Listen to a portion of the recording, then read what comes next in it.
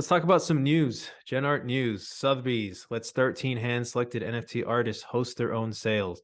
So essentially, Sotheby's is opening up their own marketplace, and they are launching with a bang. Of course, this is not a very long article, excuse me, but essentially there are 13 digital artists that are going to be helping to, I guess, curate artwork that will be sold, and they will also be allowed to sell their artwork directly to their audience without running it by Sotheby's. So I guess more of an open platform, but just for those 13 artists, it's Tyler Hobbs, Claire Silver, Sarah Zucker, Xcopy, Ixshells, Rafik Anadol. You can read the whole list here, but they're launching a marketplace.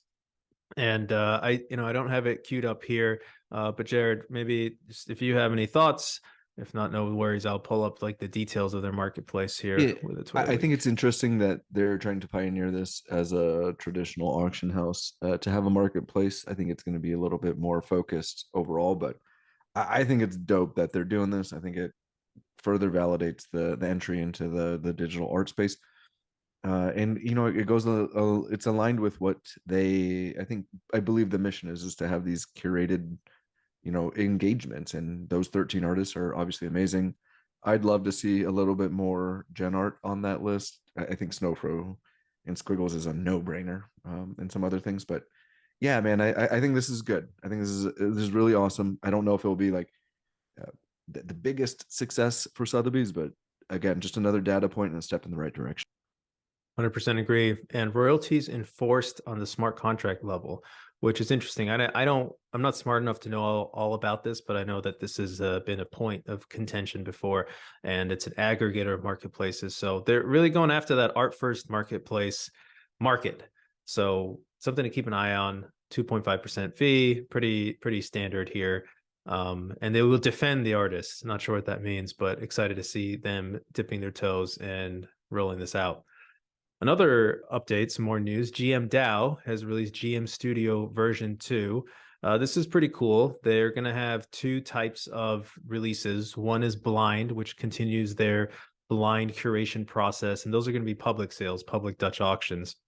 And then they're going to have Select, which is an artist in residency program where they, select a specific artist. The first one are going to be Pisto Boy and Andrew Strauss, a combination there. And these will be specifically for fixed price to their GM DAO token holders. So I know there's some turmoil over there. And Jared, I think you're still a GM DAO token holder. And even if not, like, what are your thoughts on this?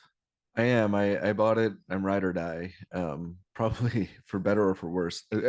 For reference, the I think the GM DAO token's a really great buy right now because you do get that annuity with the releases. I have mixed emotions on this. Obviously, bought the token prior to this announcement, and the duality of this is Web3 moves and you're allowed to pivot. They need the studio money to keep the doors open, so I appreciate all that. It's also, and they launched these GMDAO tokens based off of riddles and for free, so there was no initial seed money from the token release. So I get that. And then, but as a holder, it's like, man, this is not what I originally bought. And you can see that in the price reflection. So I have very competing things about this. Overall, my logic brain says that this is good for the brand overall, and to keep the doors open. It's better to have something rather than nothing, but very competing emotions on it. I think it's a step in the right direction if Yeah, I and if I put my bags aside. it's I've talked about this offline. Like it's tough, right? If there's been a lot of learning in this space, and if you started with a business model that is maybe not sustainable, you have to pivot. There's no way around that, and there's of course some pain in that. So I commend them for making the hard decision and doing what they believe is more sustainable in the long run, and that's all you can do.